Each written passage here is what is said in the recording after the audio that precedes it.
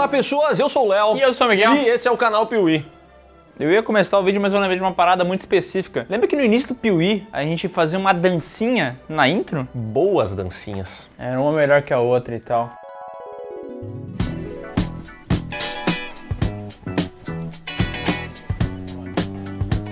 Bom, eu me perdi aqui lembrando dessas coisas porque, parando pra pensar, a vida é um flashback, né? Porque a gente lembra o tempo inteiro das coisas que aconteceram. E não é só a vida que é assim, tem muito filme que também é um grande flashback. Os personagens começam a se lembrar alguma coisa, aí eles contam essa história, a gente vai acompanhando. E hoje aqui no canal Piuí nós veremos 5 filmes que são inteirinhos um grande flashback. É um flashback, sim, eu já pedi várias vezes like, eu vou pedir mais uma vez, mas é importante que eu faça isso porque, sério, se eu não peço, vocês não apertam no botão do like. E se pede, também não apertam.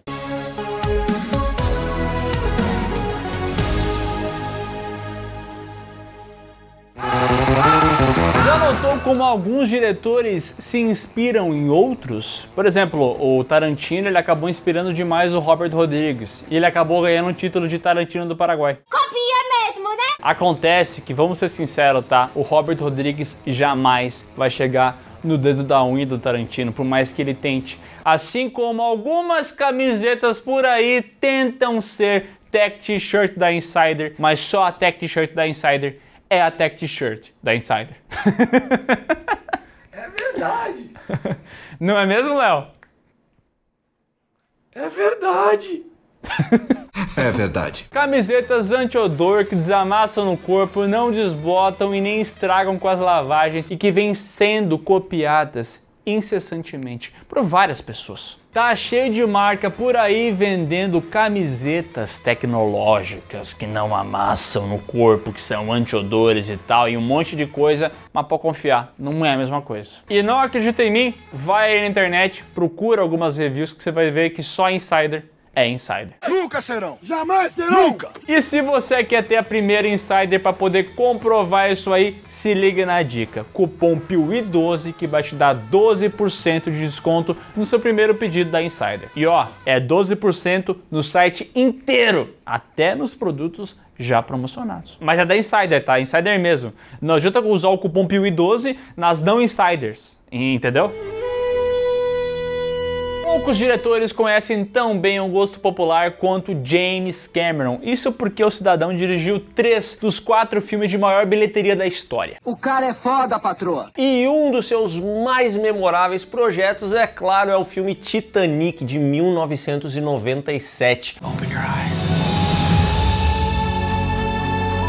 I'm flying. Jack. Filme esse que todo mundo já assistiu. Não sei se inteiro, porque ele tem mais de 3 horas de duração, mas todo mundo já assistiu várias cenas e conhece a história do Jack. I'm the king of the world! I'm the king of the world! O Jack, aquele pobre que conseguiu a oportunidade de entrar no navio dos ricaços, de participar da primeira viagem do Titanic. Lá dentro ele acaba se apaixonando pela Rose, os dois metem chifres no marido dela e no fim das contas a gente sabe, o Jack é pobre, então ele vai ter que se ferrar e ele acaba morrendo congelado. Isso que ela gostava dele, né? Imagina se não gostasse. Acabou o fio, acabou o fio, acabou o frio. Mas vale lembrar que toda essa história é relembrada pela personagem Rose. Ela conta no alto dos seus 100 anos de idade o que ela lembrava da vida dela, de como é que foi sobreviver ao Titanic. Ela conta desse tal Vou Jack. dizer uma coisa, tá? O ômega 3 estava bem, porque o que ela lembra não é brincadeira. Nossa. Ela lembra de todos os detalhes, cara. É isso mesmo, Cristina. E ela lembra de tudo, de como era bonito aquele rapaz, como é que o beijo era gostoso, daquela vez que ela fez ele pintar ela toda pelada e ele teve que pintar durante horas e horas, depois meteu o bife. Segurando um negócio ali, né? Durante horas e horas. Segurando o lápis e outro negócio, entendeu? O lápis e o pincel.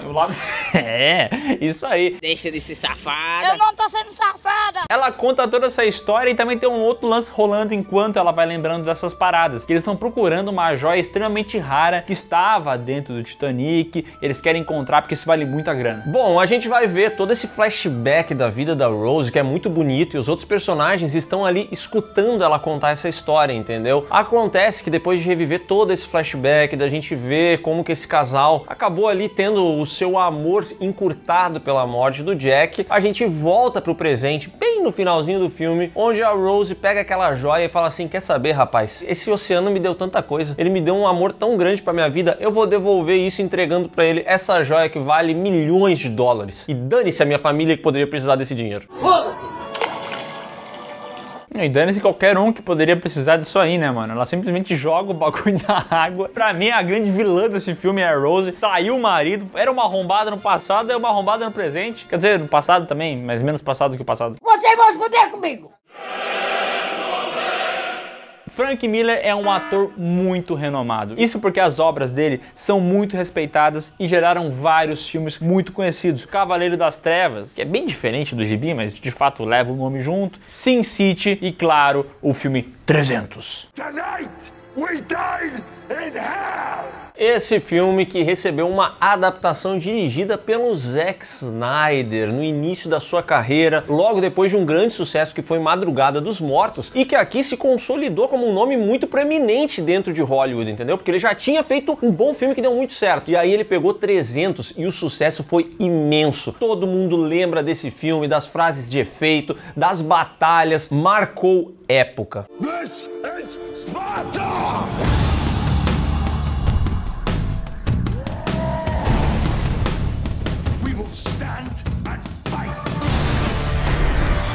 E esse filme começa com um soldado espartano usando um tapa-olho, contando as coisas para vários soldados espartanos. Ele começa lá de trás. No início, Deus criou os céus e a terra. Não é tanto assim, mas ele começa falando como é que funciona o treinamento dos espartanos, que tinha um tal Leônidas, um garoto que era para ser rei, mas ele tinha que passar por uma aprovação, então ele foi até uma caverna, sobreviveu comendo unha, depois batalhou contra um lobo gigante que tem um uivo estranho, mas é de CGI. É uma loucura essa história.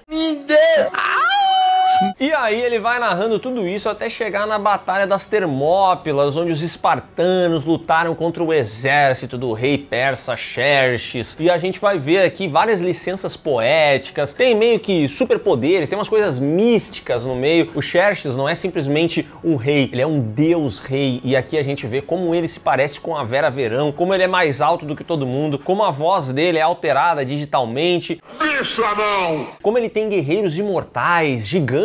Tudo isso é muito fantasioso, muito diferente de como as coisas realmente aconteceram. Mas, como o Miguel falou, quando a gente chega ali no fim do filme, ele nos lembra que tudo o que nós assistimos foi uma história contada pelo Dílios, que era um dos espartanos que se feriu, e aí o Leônidas falou pra ele no meio da batalha assim, ô meu amigo, tu já não vai servir pra nada aqui, então vai pra lá e conta um monte de mentira. Mentira! Fala que a gente chinelhou os caras aqui, entendeu? E aí o Dílios vai, ele fala que teve gigante, ele fala que teve guerreiro imortal, Elefante, rinoceronte. O Xerxes tinha 2,80 m. Tinha até o Baraka lá que tinha uns braços de faca, tinha um monte de coisa. Aí você pensa, mas aí faz sentido essa parada, entendeu? Porque quando você tá vendo o filme, você fala, caraca, mas não era pra ser uma história real, como é que tem essas bizarrices e tal? Bom, era um relato, né? E assim como a gente sabe, o Heródoto, que é o pai da história, também é chamado por alguns como pai da mentira, porque ele também inventava várias paradas. Eram tipo 10 mil soldados, eles falavam que era 100 mil, lutou contra... eram 3 que lutaram contra 5. Ele falava que eram meio homem lutando contra 20 mil. Mentiroso! Tal qual a minha vizinha, Dona Neiva, que costuma falar que de deixar um monte de lixo, não sei aonde, quando tu vai ver, nem tem lixo nenhum. Ela só tá caluniando os vizinhos. Isso foi uma crítica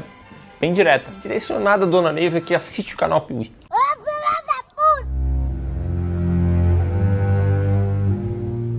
Nota de MDB, porcentagem de Rotten Tomatoes não significa nada. O que significa é a sua opinião ao assistir a um filme. Mas é curioso quando a gente vai analisar alguns filmes aí que estão lá no MDB, como é o caso de O Sonho de Liberdade, o filme mais bem avaliado da plataforma. There's something inside that they can't get to that's yours. What are you talking about? Hope.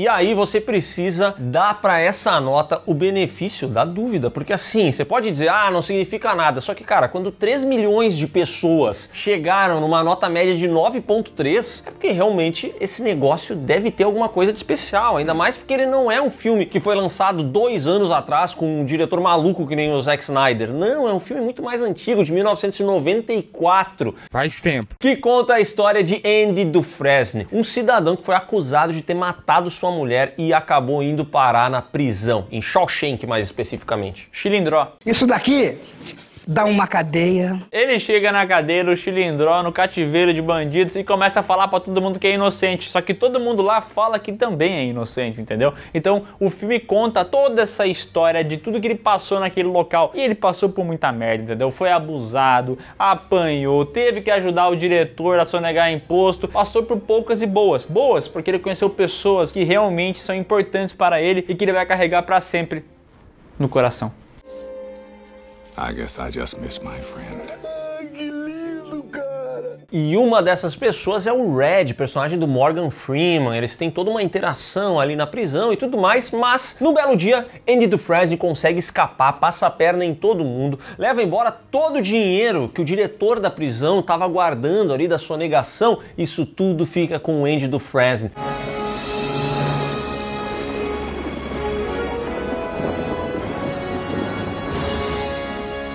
Mas assim, ele levou a galera no coração e ele quer levar esse pessoal pessoalmente também para perto dele. Então ele combinou um plano com o Red para eles se encontrarem e no fim do filme a gente vê que o Red é libertado, vai atrás do Andy Dufresne e eles realmente têm esse reencontro. E aí a gente percebe que toda essa história foi um grande flashback, uma grande contação de histórias do Red, personagem do Morgan Freeman. I find I'm so excited I can barely sit still to hold a thought in my head. I think it's the excitement only a free man can feel. E é bonito esse filme, né? Você pode dizer que ele não é o melhor filme da história, você pode sentir como ele não sendo, porque pra mim também não é, mas é muito bonito, né? Eu entendo que esse filme tem a nota tão alta como ele tem porque ele agrada gregos e troianos, entendeu? Todo mundo gosta desse filme porque ele é muito bonito. Até os espartanos e os persas também. Espartano é grego. Não, eles são especiais dentro da Grécia, como o Zack Snyder me ensinou. É verdade. E o salário, ó. Se você procurar em qualquer lista aí da internet de melhores plot twists, com certeza um filme vai aparecer. A Órfã. Também. Que essa merda aí, pô. E tem outro, tá? Que é o Sexto Sentido. E também alguns falam até dos Jogos Mortais. Mas depois de olhar esses aí, você vai encontrar Clube da Luta, que eu tenho certeza. We've all been raised on television to believe that one day we'd all be millionaires and movie gods and rock stars. But we won't. He had a plan.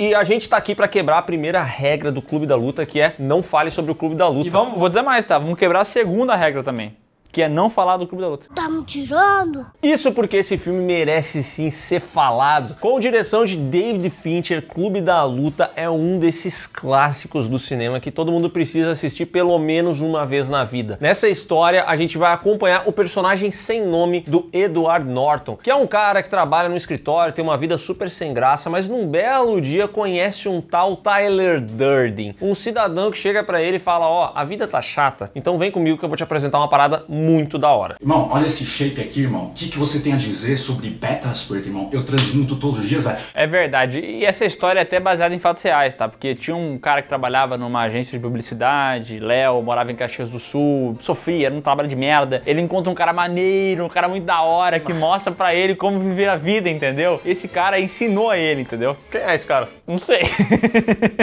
E assim eu conheci Miguel Piuí. E essa ideia é o Clube da Luta, um local onde vários homens se reúnem simplesmente para resolver as coisas que nem crianças, brigando. Come on, hit me before I lose my nerve. Ow!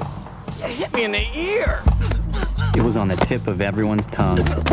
Clube da Luta tem esse título que parece ser só um filme de homem se batendo, entendeu? E tem muito homem se batendo, mas ele fala sobre vários temas como consumismo, saúde mental, masculinidade, sociedade. Tem muita coisa que eles tratam aqui, entendeu? Nos comentários que esses personagens vão fazendo sobre todo esse mundo que eles vivem. Everything's a copy of a copy of a copy. E isso chega ao seu ápice no final, quando Tyler Durden decide que ele quer destruir a sociedade como ela é. Quando a parada já sai de ser simplesmente lutaria e brigação e vira um cidadão tentando explodir lugares na cidade. E aí sim a gente vai ver como o Edward Norton, ou melhor, como o narrador, nos contou toda essa história e ele chega ao momento presente, quando ele está nesse prédio. Onde é que eu tô? E é nesse momento também que ele descobre que Tyler Durden não existia.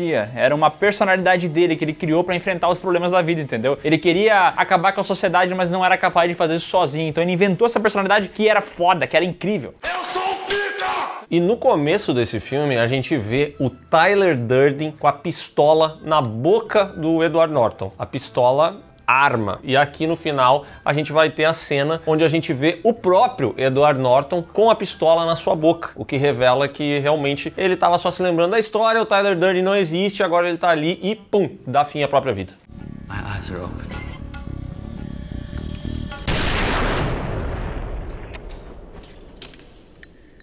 Mas na verdade não é bem isso, porque ele sobrevive, ele encontra a personagem da Helena Bonham Carter e eles assistem juntos como se fossem duas crianças os prédios desabarem. Imagem essa que pode virar um quadro na sua casa, de tão bonita que é. Ali fora tem um quadro com essa imagem. Where is my mind? Where is my mind? Muitos filmes são considerados importantes para a evolução do cinema e de alguns gêneros, como é o caso de Nosferatu, que foi extremamente importante para o terror. Ou até Branca de Neve e os Sete Anões, que meio que idealizou todo o imaginário coletivo do que era uma boa animação. Mas teve um filme que foi importante para todos os gêneros e é considerado por muitos críticos do cinema como o filme mais importante da história. Nós estamos falando de Cidadão Kane. It isn't enough to tell us what a man did. You've got to tell us who he was.